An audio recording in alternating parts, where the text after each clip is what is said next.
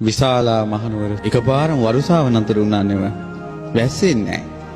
වැස්ස අඩු වීගෙන එනකොට තියෙන දේ කාලා බීලා බීජවලට තියාගෙන හිටපු දේවත් කාලා බීලා ඉවර වුණා.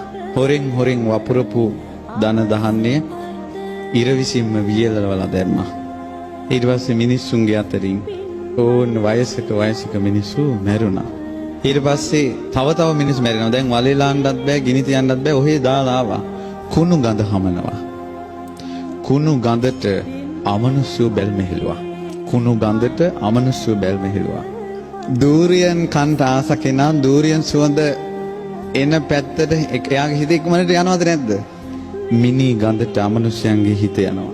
මිනි ඕජාවෙන් යැපෙනවා. ඊට පස්සේ මිනිසුන්ට බැල්ම වැටුණා. බැල්ම වැටිලා මිනිස්සු ඕන දැන් අමනුෂ්‍ය ප්‍රශ්න වලින්. දැන් ලෙඩ වෙවිනේ මැරුණේ, වසංගතෙන්නේව මැරුණේ, රෝග බියත් හටගත්තා, දුර්භික්ෂ බියත් හටගත්තා, අමනුෂ්‍ය බියත් හටගත්තා. තැන් වල මැටකෝටු විශාලා මහනුවර සොහුනක් වගේ වෙලා ගියා. පනනල තියෙන මිනිස්සු ලීවල එල්ලි රජමාලිගාවේ දොරටුවට ගියා.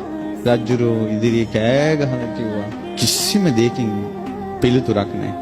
තථාගතයන් වහන්සේ වඩම්මන්ට දූත පිරිසක් එව්වා. මගදී බුදුරජාණන් වහන්සේ වැඩ ඉන්නේ.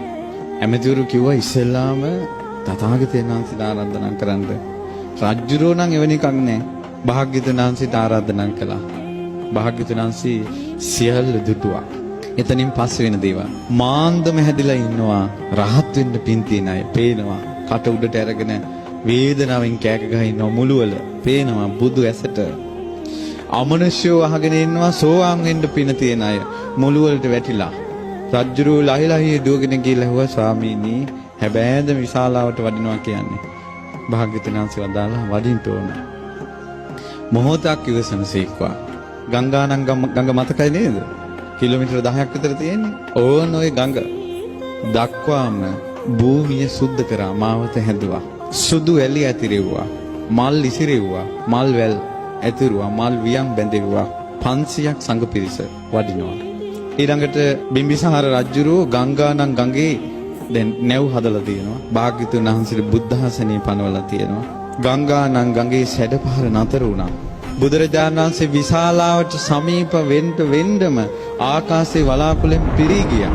මගේ බුදුරජාණන් වහන්සේ විශාලා මහනුවරට උතුම් සිරිපා කමල තබනකොටම ශ්‍රී පතුල ස්වර්ණ වර්ණයි ස්වර්ණ රශ්මි විහිදෙනවා.